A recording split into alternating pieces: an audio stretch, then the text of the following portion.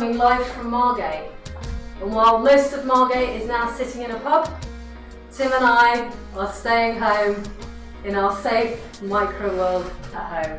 And this week we're coming to the flesh. So this is the second part in our odyssey of J.D. Bernal's The World, the Flesh and the Devil.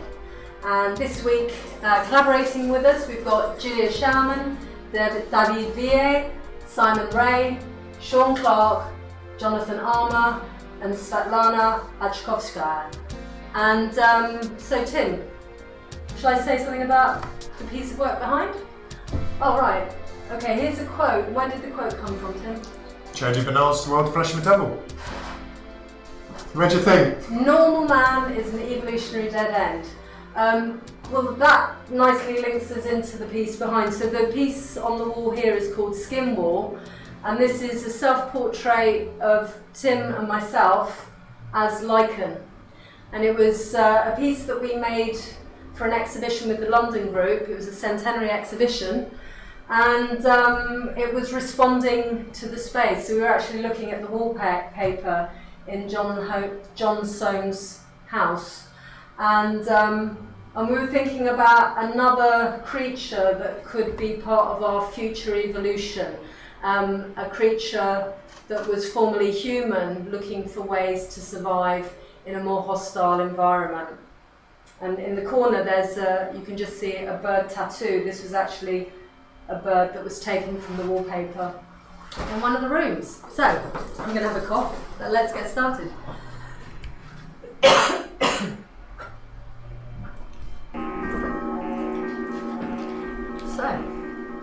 So Skimmer was about the 6th or 7th piece that we ever made, and by then we were calling all our works Imagined Future Evolutions, including the Starfish, Anna McCull's mother. And although we knew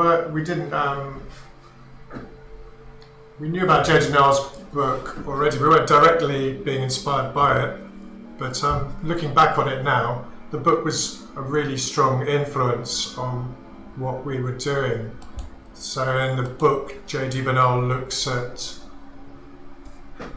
future evolutions using a scientific, rational approach. I'm thinking about ways that the human body would be extended and humans would leave the planet, go and live in hollowed out asteroids. Oh, we introduced that in the world section. Which is the world section. 2 weeks ago. Chapter 3, the flesh. It's all about how humans can improve their body to live for hundreds of thousands of years in space. You're going to tell us a bit more about the actual form of evolution that humans go on, yeah? Later on I'll be reading a section from the book, accompanied by the Sea Angel, which is a piece we did which was more directly inspired by Bernal. So what's new in the space? Oh, new this week. Just while I do that, this is my artistic impression of Witherspoons in Margate currently, which is rammed and opened at 8 AM this morning. I'm sure it's a brisk business. You can, which button do I press? 4 maybe? No, 3 maybe? 4. Hard to read. You can, this is a collaborative show, we're working with lots of artists as Nicola mentioned before, but you can also go to this website, artthings.io/pixel, and use Sean Clark's MQTT system to send in little pixel things, he calls them, which will appear on this wall. So wait about 10 seconds, this broadcast is on a delay, and you'll see your object added into the wall. We'll leave that running probably most of today. And also then on wall 1 we've got the globster, formerly known as the virus. And Froggy. And it's been Froggy as well. That's my Connect body. Just having a dancer there. So I can see that Nicola's expanded her technological empire on that side of the room today. She's added in the Connect, which is what she's demonstrating now. Connect, it's very good at finding the body, human body shape, and then giving you some data which you can use in your programs. So we use Connect in quite a lot of our interactive artworks. We've also got another new in the space as well, which is we will be doing a Zoom performance. So Svetlana is going to be doing a short performance at 3:30, and this is an experiment for all of us. So good luck, everyone. And I'm literally going to be, I'm using a splitter, so I'm splitting my laptop and the NUC computer to one projector, basically. So anyway, I think we ought to get started. There are other new things, but we'll introduce those later in the show as we get to them. Yeah, so maybe we'll come back to Skimmer a bit later, but in the meantime we're going to go to David Viey's arm. So I'm just going to take that off. Has this got audio, Nicola? No. Do you want me to play something? I would, yeah.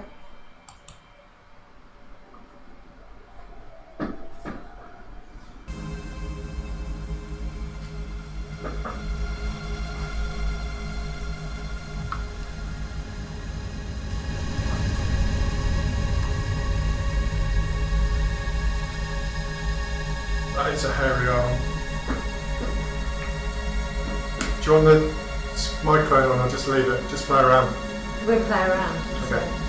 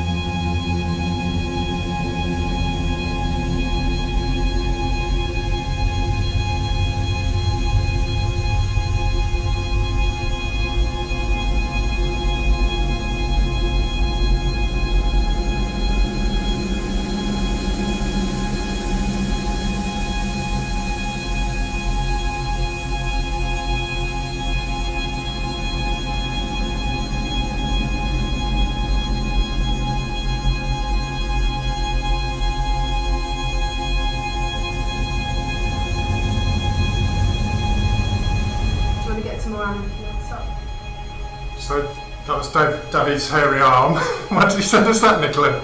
It's got skin in it, I suppose. It's perfect. Oh, there it is again. So, in front of David's hairy arm is the starfish, huge. The starfish was the first piece that we did and was an imagined future evolution that Nicola was looking at. Moving the body away from the cerebral to the sensual, that's how we say it. And actually I remember when Nicola, before this piece became digital, she'd done a huge collage of the starfish and we showed it in some gallery somewhere and someone famously ran in and took a photo and ran out. It was a man. So it caused a bit of a flutter and then Nicola soon after asked me if I would like to collaborate with her to make the starfish bring it to life by turning it into a interactive animating piece. So we did that and then that led to all of this. And we still show the starfish, what is this, 10 years later? In different forms, we change it all the time. But then also floating around the room are the animalcules. So if you put it on, not that one. 2 and 3. Try that one. Oh, it's quite dark. Yeah, I took the. Put it on. There's one there. Put it on that 2. So one little thing on the wall is an animalcule. Animalcule, little sexual creatures, created a collage of our body parts yet again, but in the form of microorganisms, based on the name animalcules comes from Van Leeuwenhoek. I say. He invented the first, or ground the first microscopes. Yeah, it's one of the first glass lenses. Yeah. Well, he wasn't the first, but he made the best one. He was the first, and he pointed it at a drop of water out of is it in Amsterdam, somewhere in Holland. Yeah, he's Dutch, or was Dutch. Pointed it at a drop of water with this something like 400 times magnification lens that he ground, and saw these little things which he called animalcules. He said they were prettily and moving. So he's the first person ever in the whole history to see this secret, tiny hidden world. What an amazing... And he explored the mouth. I mean, he actually frightened a lot of people, the people who had their teeth pulled out in the end because they thought... Because he said there was more animalcules in his mouth than there were people in the whole of Holland or something, which is true. There were billions. But it was a really, obviously a groundbreaking moment in discovery of microorganisms. He didn't know what he was looking at, but now we know there were microorganisms.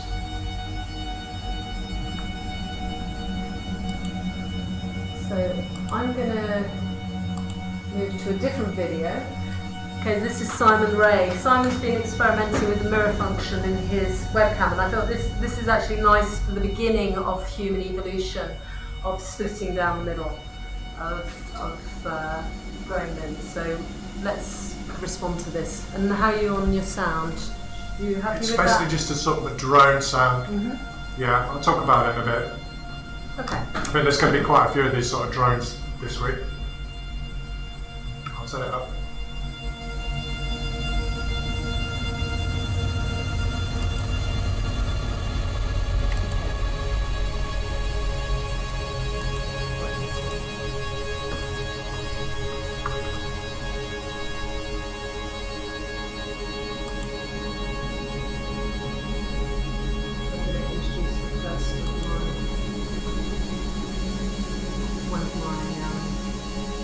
Skin pieces.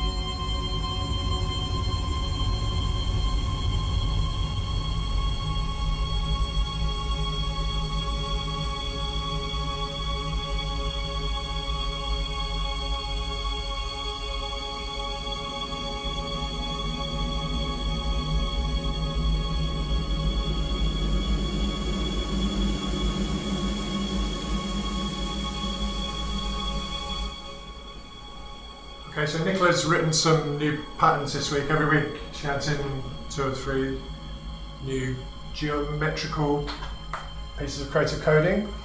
And this week she's gone for skin. So it's all things inspired by skin. So I've got 3 that I'll be dropping in the afternoon. This one is inspired by cuttlefish skin. So any of you who've looked at cuttlefish is very fast and loose with the idea of it. But you've got the cuttlefish skin has different qualities. It has like a reflective aspect. It uses chemical, bioluminescence via chemical interaction. It has like lenses in there as well, reflecting light. It's a pretty rubbish explanation, but if you're interested. Is that cephalopodia?